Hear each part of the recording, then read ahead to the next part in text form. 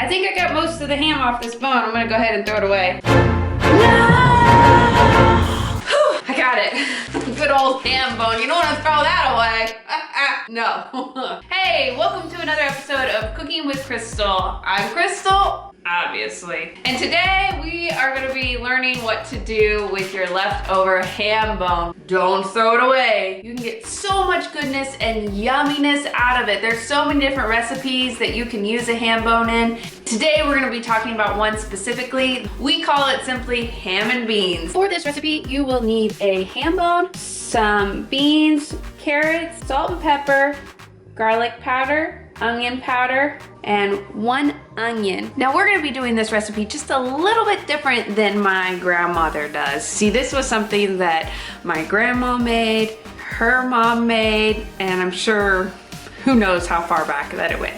When she does this recipe, she keeps it pretty plain and simple. It's just the ham and the beans and a little bit of salt and pepper, nothing else. So if you wanna go the classic route, that's how you do it. But we're gonna be throwing in an onion and some carrots just to add a little bit more depth of flavor. First things first, we're gonna dice up our carrots and our onions. Woo, that onion is making me cry a little bit. Oh, we're gonna take those onions and carrots and put them in a pot with some butter or some oil and kind of saute them in here. I'm gonna use some butter and get them cooked to where they're translucent.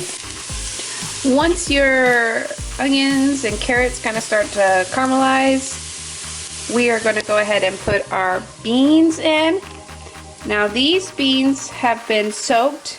You'll want to pre-soak your dried beans for 6 to 8 hours. These have been soaking a little longer because I didn't quite get to this video as soon as I thought I would. You can also substitute the dried beans for canned beans if you would like. Same thing, you won't have to cook them as long. So we're gonna go ahead and put our beans in and the ham bone. Next thing you wanna do is you're gonna want to fill this up with water until everything's covered, and depending on the amount of broth that you want in your beans, depends on how much water you want in it.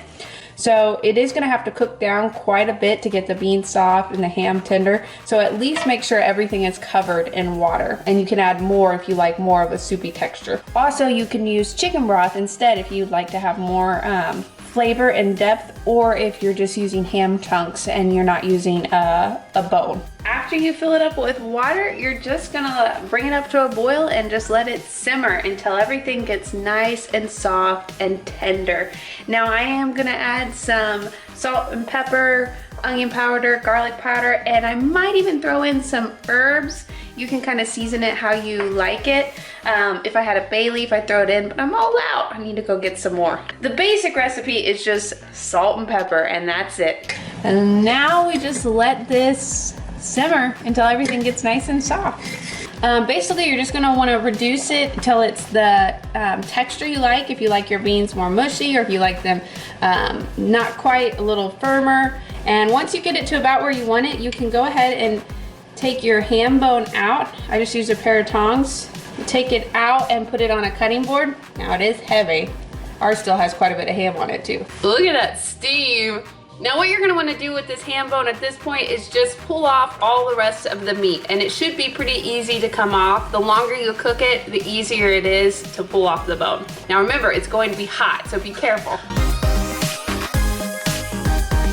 So that's how you make ham and beans, and how you make sure not to throw away the best part of your leftovers. My name is Crystal Kime. Thank you for going on this adventure with me today. Be sure to check out these other adventures, and I will see you guys next time. Bye.